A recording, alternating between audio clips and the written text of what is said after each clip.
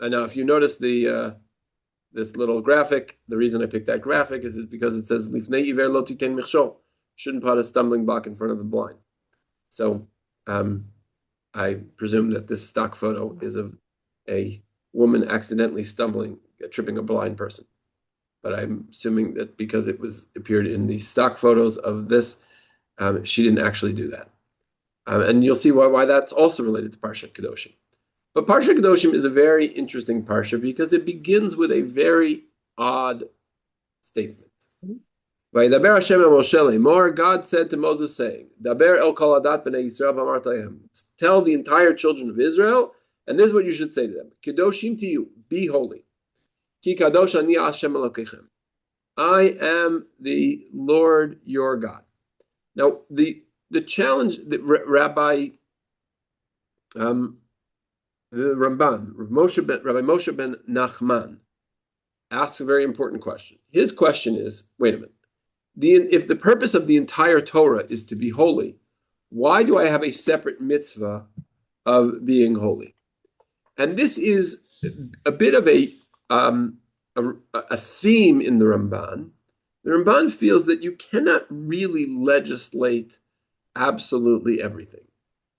You can always be he has a term called naval b'reshut haTorah. You could be a disgusting individual within the laws of the Torah. I will give you an example that he does not give. Well, first I'll give you an example that he does give, and then I'll give you an example he doesn't give. Let's say you had an individual who was a love him and leave him kind of a guy, a one-night stand sort of an individual. So he could go and marry a woman and then divorce her the next day. And then the next night he goes to a bar, he marries a woman, divorces the next day. Now he never has relationships with a woman which are not fully sanctioned by the color of Jewish law because he's married all of these women. Fantastic, right? He is always there. Judaism believes in divorce. We're not like the Catholics. Judaism allows you to divorce people. So he sleeps with a woman one night after he's done a marriage ceremony, and he divorces her the next. It's a little bit cumbersome having planned both weddings and divorces, but for him, he seems to be okay with it. So this is what we call naval b'reshut haTorah. That's being disgusting in the law, within the laws of the Torah. There's another example which I think is very interesting. Is the laws of usury are sort of interesting. You're not allowed to charge a Jew interest, but if the Jew is an investor in your business, you're allowed to pay dividends.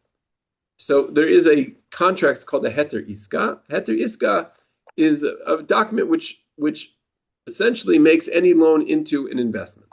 And it can even have a prescribed dividends. The difference, by the way, between them is if the debtor goes bankrupt, the investor has little recourse. His investment has gone to zero. But if the debtor, if you borrow money from the bank and your investment goes bad, then the bank doesn't really hold the risk in the same way because you still have to pay the bank back.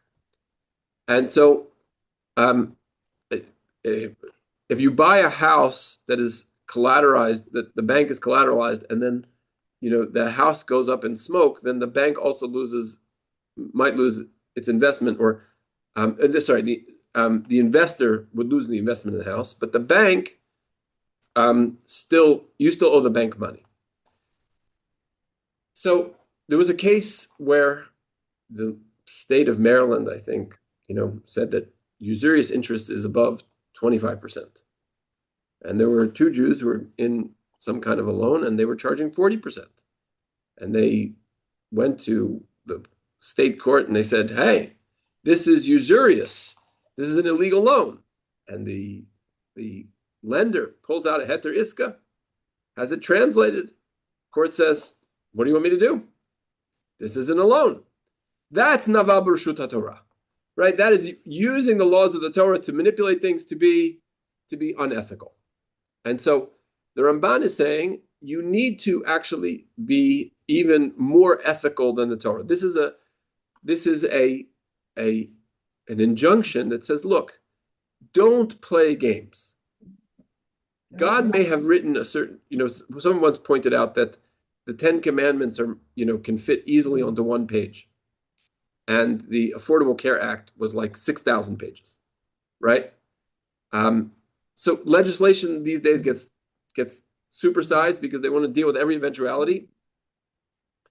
But the Torah has a very different view, which is it wants to lay down principles and it wants you to act in the best way possible. And Nachman is in a number of different places, interpreting a number of different verses, says you have to actually act ethically beyond the letter of the law. This is 1 o'clock. This is a beyond the letter of the law kind of a question. Put the towel. So, Put the towel. Oh, good. Thank you. So now we're about to see something else very interesting, which I think to a certain extent makes this Ramban a little bit challenging. Aaron, do you still have your hand up or is that from before? Okay. From before. Well, I apologize. Okay. So this I think is really rather fascinating. Okay. What we're going to discover in a moment is that in the Parsha of Kedoshim, what I have done here is through a number of different verses, I have put together the Parsha of Kedoshim and the Ten Commandments. I might actually just gonna zip down for 1 second because I wasn't sure how I want to present it. Okay. This comes from Vayikra Rabbah. It says, Shona Rabbi Chia Malamed. Rabbi Chia taught that this Parsha, meaning the Parsha of Kedoshim, is said at Hakel. Hakel is the event every 7 years at the end of a Shemitah cycle on Sukkot. Everyone, children, men, women, everyone. They're supposed to come to the courtyard of the Beit HaMikdash. They're supposed to hear the king read out this part of the Torah. And so they don't read the entire Torah from Bereshit until the end of Devarim. They pick certain parshot. One of the ones they pick is Parshat Kedoshim, which is interesting because it's sort of smack in the middle. But why? And so, according to Rabbi Chia, it says Mipnei Sherov Guvei Torah Tluyim Ba, because most of the principles of the Torah hang upon it. There's so many important parts of the Torah which are in the section of Kedoshim. That's why it has to be read. Rabbi Levi Omer Mipnei She'aseret HaDibrot Kluyim Betocha, because the 10 Commandments are included therein. So I tried to sort of and the same text lines them up, and so I'm just trying to line them up for you. So these are Commandments 4 and 5. If you remember, Commandment 4 is Shabbos.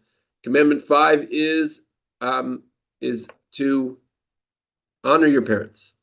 So in the black, Ish imo v'aviv tira'u, that means a man, his mother, and his father should fear, right? So you should be in reverence of them. By the way, what does Rashi say this means? This means you don't sit in your parent's seat, you don't call your parent by your first name, right? That it is a Torah violation my mother's on this call, I cannot call her by her first name. It could be a little challenging because I have to give someone my mother's email. Certainly in her presence, it would be a little complicated, right? Because her email is her name. But those are some of the laws. My favorite one, I quote this to my children all the time. Lo yistor et divarav. You cannot contradict them. If I say something, that is the law. Do not tell me I'm wrong. Right? By the way, that one piece of halacha worth the price of admission for today's class. And I should say my mother is on this call. So she's hearing me teach the fact that if she says something, I'm not allowed to contradict her, which I don't think I usually do. But I'll let her answer that question in person the next time you see her.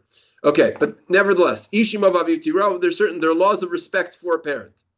Right? Of course, that's parallel to Kabed Aviv Chavet Imecha. Honor your parent, your father and mother. What the Talmudic analysis of the difference between these two is, honor your father and mother means that when your parent needs you to go shopping for them, you have to go shopping for them. You have to pick up food for them. You have to make sure that they're taken care of in their old age. That's what that principally means. Midnight. Andy, Yes. I just want everybody to know you never contradict me because I never say anything that's wrong. Oh, this is true. My mother is always correct.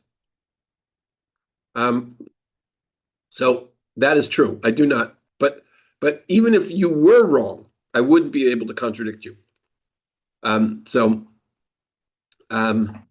Anyhow, that's one commandment. It's in on the right hand, this is Parshat Kedoshim. On the left hand, it is the Ten Commandments. Another one, Shabtotai Tishmoru. You should keep my Sabbath. So here, Zachorat Yom HaShabbat Lakachoy. Remember the Sabbath to keep it holy.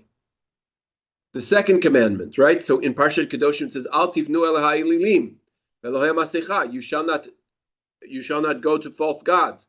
You shall not have. You shall not pervert yourself to worship after graven images, right? Shall not make them. So the second commandment, you shall not have any other gods before me, right? You shall not make an idol or any image of the heavens. Okay, second commandment, also in Parshat Kedoshim. Parshat Kedoshim, it says, Lo tignovu velo tikachashu velo teshakaru ish b'amito. You shall not steal.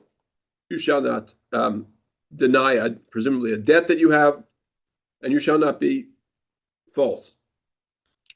Lo tignov lo tanev re'acha et shaker. You shall not steal, and you shall not oppress your neighbor by being a false witness. We'll see where that one comes up again, because this is one sentence in Parshat.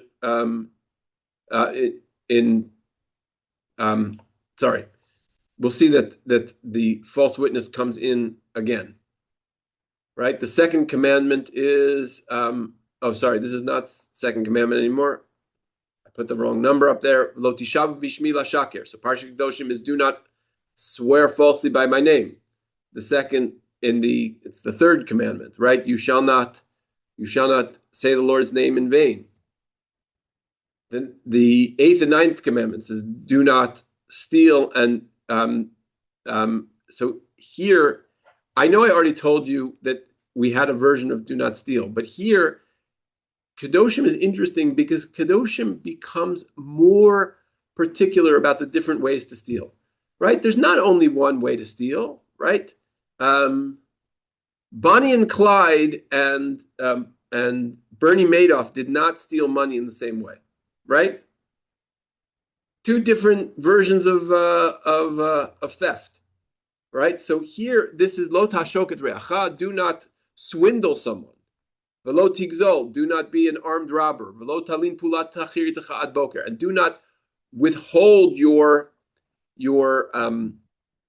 worker's wage until the morning.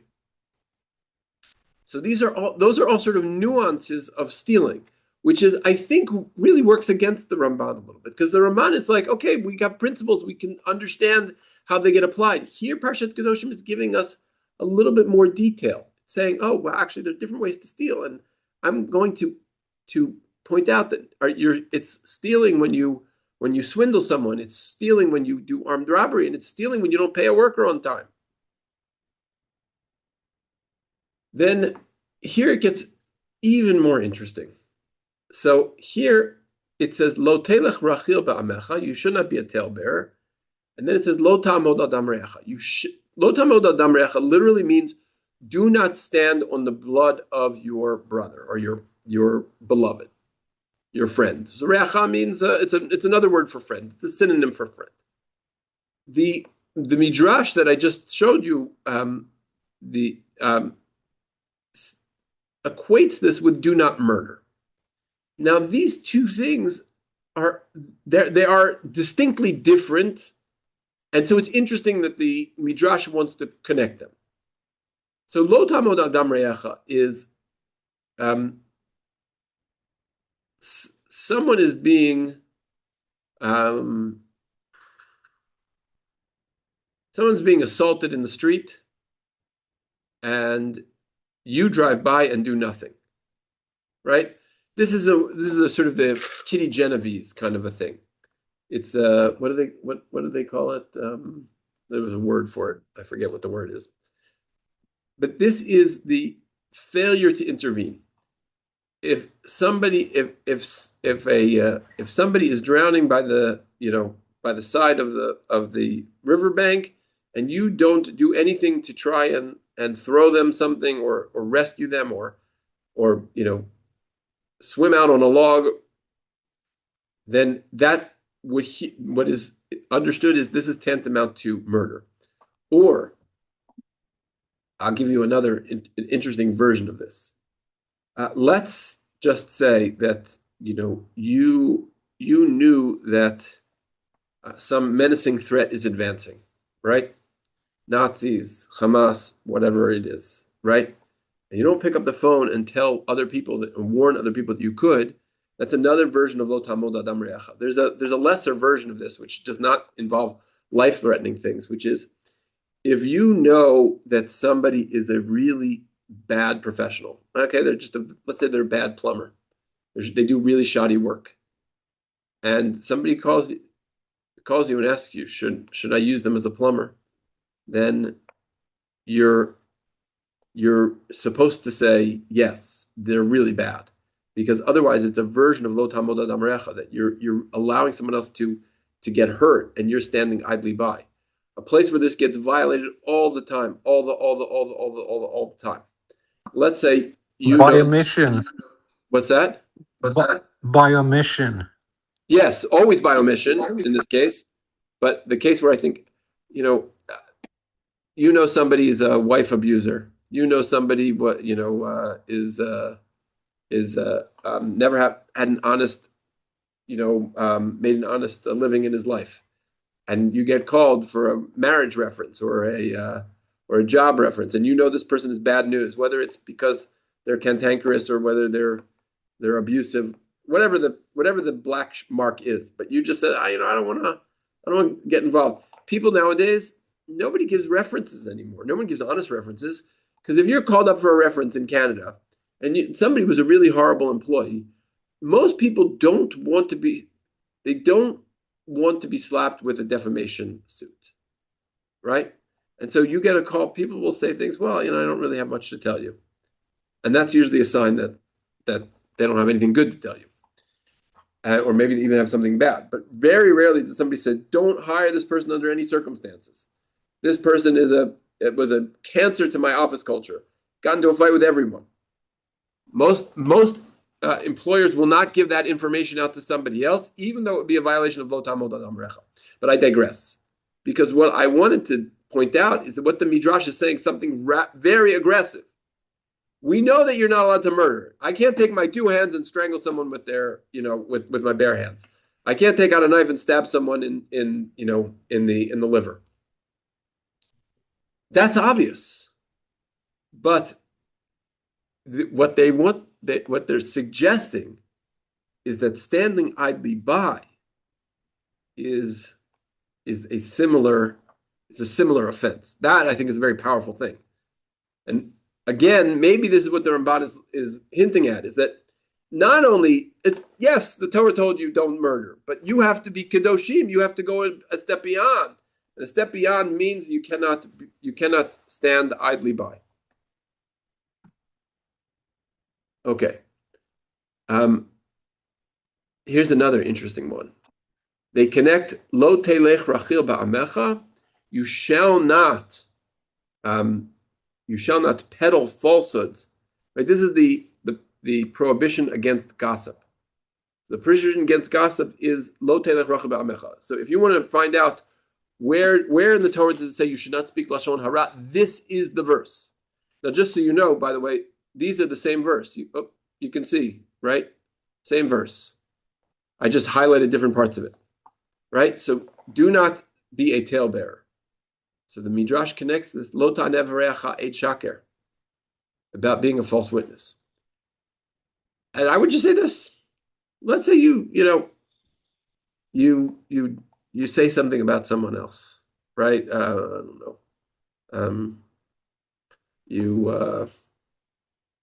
You speak to the fact that, I don't know, You got into a fight with someone, and this is actually a perfect example. You got into a fight with someone, you tell them all the lousy things they said. So, unless you are some kind of extremely advanced and angelic human being, you are not going to give this person a full both sides of the story. You're not going to tell them your arguments and what you said, what they said. I to this day, I remember when I was first a rabbi, somebody comes into my office and says, you need to tell my husband to put his wedding ring back on. He took off his wedding ring. It's very offensive to me. And then she said, he moved out of the bedroom, and it's very offensive to me. So I said, oh, these are both things. I should call the husband, find out what's going on. He says, she said, you took off your wedding ring, and you're still married. It's not such a nice thing. He turns around to me and says, did she forget to tell you she took off her wedding ring first? Did she forget to tell you she moved out of the bedroom first? Right? So these are things which are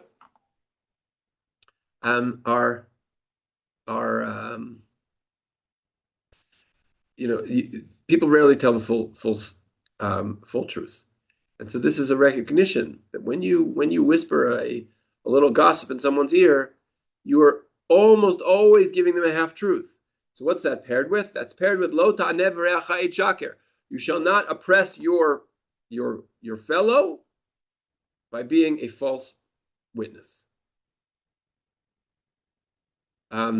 This is a little bit more straightforward. They have to go a little bit farther in the parsha. It says, Al techalel et bitecha laznota, lo tizneha aretz malah aretz zima. Do not prostitute out your daughter.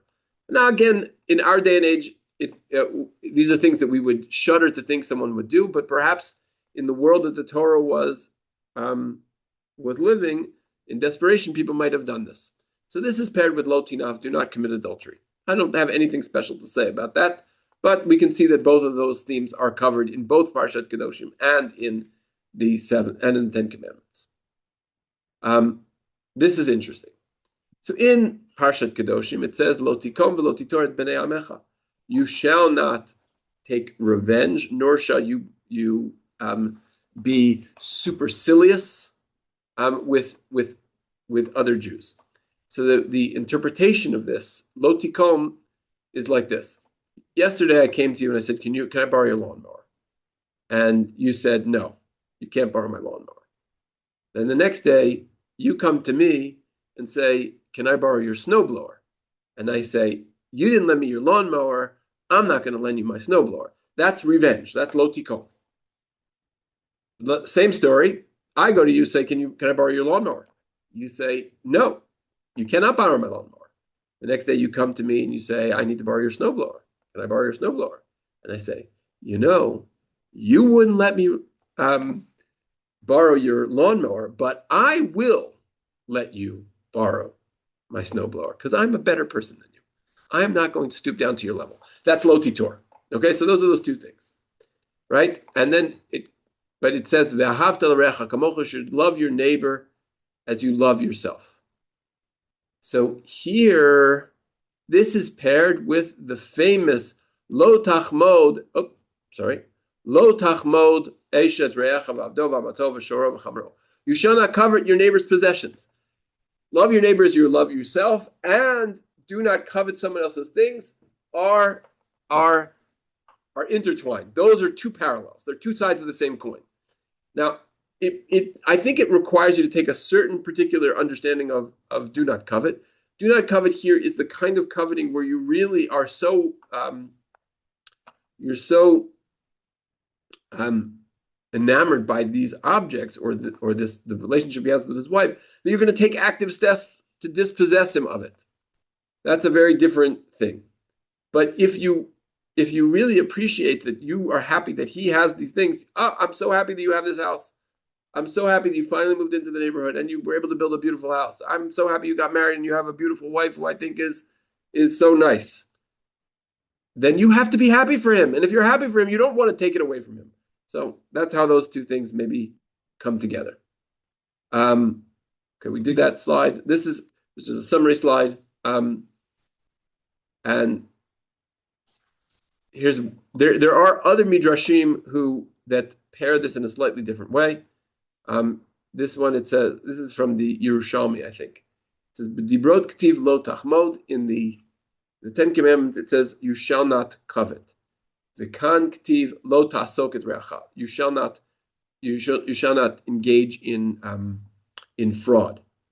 So each one of these is, they create nuances. But what is really an idea to take away from this whole picture, and I'm going to close now so that people can get to Yom HaZikaron if they so choose, is that the idea here is that this parsha of Kedoshim it's a development of the Ten Commandments. The Ten Commandments were they're really 10 utterances that impressed upon the Jewish people at the foot of Sinai.